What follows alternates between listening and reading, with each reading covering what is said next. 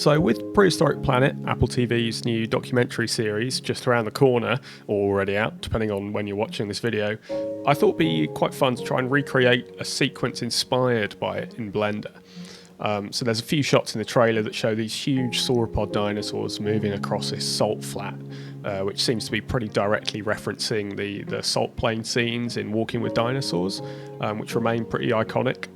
The visuals in it hold up to this day, I would say, with the cinematography and the visual effects and the animation work and great compositing as well. So in the case of Prehistoric Planet, I think the dinosaurs are Dreadnoughtus, and in Walking with Dinosaurs they're Diplodocus. And I've decided to use Diplodocus as well because I've just finished creating a brand new model of that dinosaur. So here's the model you can see in front of you, a turntable going around, and basically today I'm just going to break down what I did to create these shots in Blender.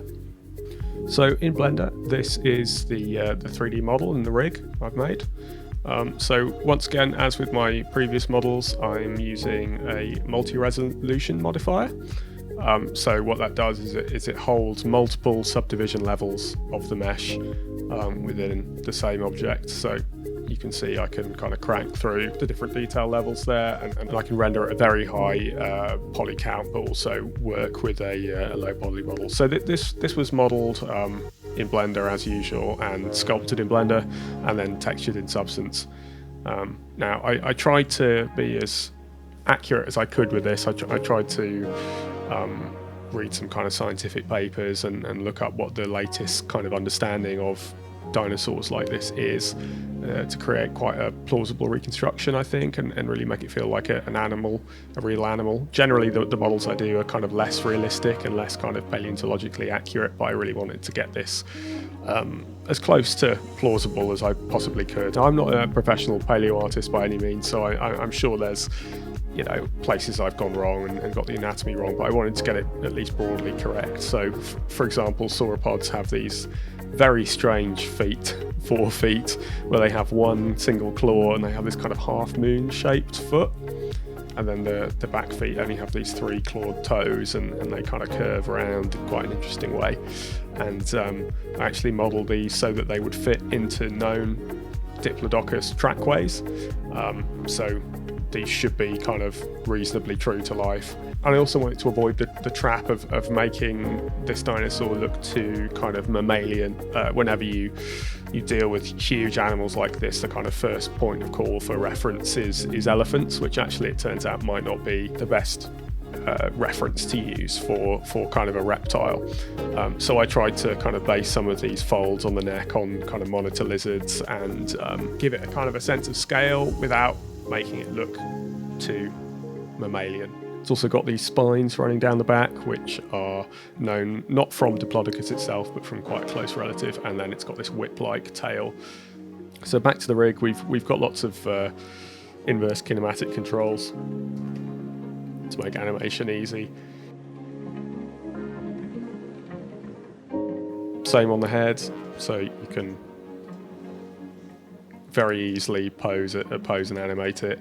And then the tail, as before, I've used a spline inverse kinematics modifier, which basically forces all the bones of the tail to fit this curve. So you can create quite a complicated, sinuous shape for the tail to follow very easily like that.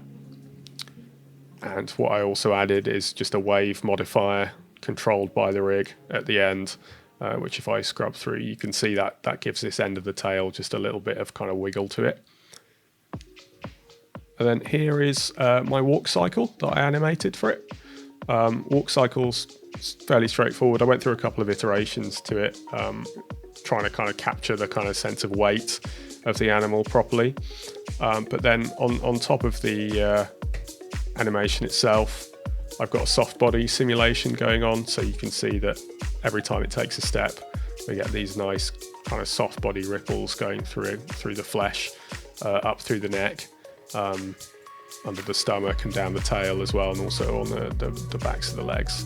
And that also creates some kind of more realistic creasing in certain situations.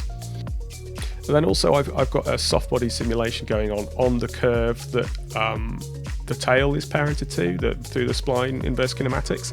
And what that does is I messed around with the physics settings to try and get this nice kind of weightless flicking effect, as if the tip of the tail is being used for kind of communication within the herd. So that's about it for the model and the animation. So here is the first shot inside Blender, and you can see that the environment is fully CG. The entire shot is CG. So in terms of what's going on in the scene, as always, it's completely designed purely for this shot. So we've got some ant landscapes, ANT landscapes, and shader wise, these have just got a very, very basic kind of grey material on them, nothing fancy at all there. And then we've got a ground plane here, which is forming the salt flat itself. So there's just a very simple Voronoi crackle texture on the ground plane, and then some other noise mixed in to give it some textural variation, and that's all just plugged into the bump map. And then to create the kind of mirage effect, I'm just blending it with a glossy shader after a certain distance from the camera, and with a Musgrave texture. That creates this kind of mirage effect that you get when you're kind of looking across the desert, you know, and the heat's rising, and it creates this illusion of almost kind of pools of water on the surface. So we're on a very, very long lens. We're on a 300mm lens, telephoto lens. So I wanted to kind of simulate some heat distortion as well. So what we've got there to do that is I've actually just got a plane here that's just in front of, I found that I got the best results if I put it just in front of what I was kind of focusing. So this is where the camera's focused on, this empty, and then the plane is just in front of it. And then if we look, it's got this material set up here. So we've just got two noise textures of different scales plugged in, and then the shader is a refraction BSDF shader, and these animated noise textures are just plugged into the bump value, and that creates a really convincing heat distortion refraction effect. So the downside of that is that it means that everything basically has to be done in camera. So originally I was going to try and do some, create some mist in the composite and some kind of depth of field effects in the compositor. But because you have this plane in front of everything, it effectively bakes down all the Z depth information. And you don't, if you look in your kind of render passes, any ambient occlusion, you know, anything like that, you don't get from beyond this point, and if you kind of rendered it separately, you wouldn't be able to then replicate the distortion.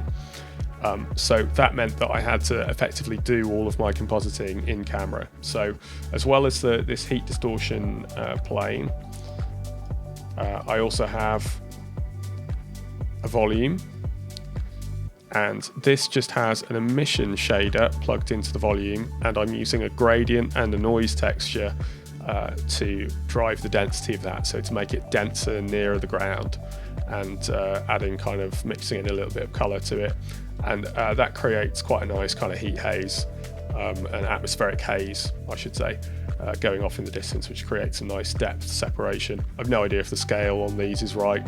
I was just grabbing landscapes, adding new ones, and kind of scaling them about until I got something that kind of looked about right on camera. And then we've got quite heavy depth of field as well, so when this is rendered with the fog and everything, it obscures the landscape quite a bit.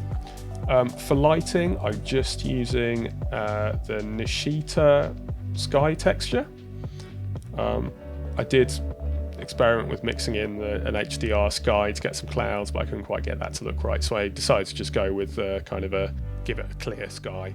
So then the other thing I did was I added these little pterosaurs flying around, as though they're sort of following the herd about. So these are really, really simple. You can see very little boxy models, no texturing or anything on that, and I just used shape keys just to flap their wings.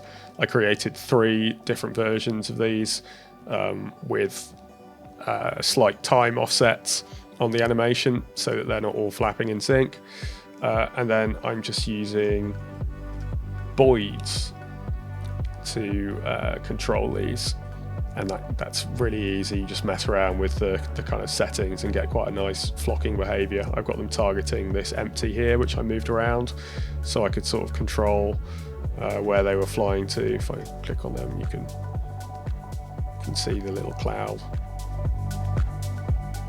flying about. I think that just added a nice kind of sense of depth and scale to the scene by having these tiny little things sort of flying in front of and around. It really helped tie it all together, I think. And for this shot as well, it wasn't, the kind of pan up wasn't quite working for me. You weren't quite getting the right sense of movement from it. So I just rendered out some very simple kind of ground fog in Eevee with a copy of the scene, just to create more of a sense of movement and depth and tie everything together a bit more. So this is the third shot, which is one of my favorites, because I integrated a practical lens flare here. So the way I did this is, you can see I've got the thirds grid on the camera. So I aligned the sun in Blender with one of these kind of crosshairs here, and then I set up my camera on a tripod and set up my phone on a tripod with the torch on, and just aligned them using the same kind of rule of thirds guide on the camera. And then I just moved an object in front of the torch to effectively turn it on and off, and I made sure to get the direction right, so that it would look like something was kind of coming up past the light and then coming back down. And then I edited that together to match the timings of the visual effects shot, and then just overlaid that in After Effects, and it worked really effectively. I think having a kind of practical element like that really helps to sell the shot, and it looks much nicer than kind of a wholly computer generated flare. I'm still yet to see a fully CG lens flare that looks as good as a real lens flare. And I also got some general kind of light leaks and stuff that I shot just by moving my phone around, and overlaid those onto the other shots, just to create the sense of there's this really bright kind of desert sun in the sky, and that as we're moving, it's kind of catching the glass of the lens and creating these flaring effects. So that about does it. I'm really happy with how these shots all turned out. I'm really pleased with the sequence as a whole. There's obviously, you could push things further. You could do kind of add some dust effect and ground interaction as they're kind of moving along. But I didn't have time to do that, unfortunately. If you'd like to try out this model yourself, it's available to purchase on my Turbo Squid page. I'll put a link in the description. And for the first 2 weeks after this video goes live, it will be at half price. So now would be a good time to pick it up if you're interested. I hope you're all just as excited for Prehistoric Planet as I am. I can't wait. The stuff I've seen so far, the visuals look absolutely stunning, and there's such an amazing team of people involved in it, including paleo artists and scientists, including Darren Naish, and I referred to his blog quite a lot while creating this model. The Tetrapod Zoology blog is just an absolutely invaluable resource if you're interested in reconstructing dinosaurs and other prehistoric life. So I can't wait to see that. I hope you enjoyed this video. And I will see you in the next one.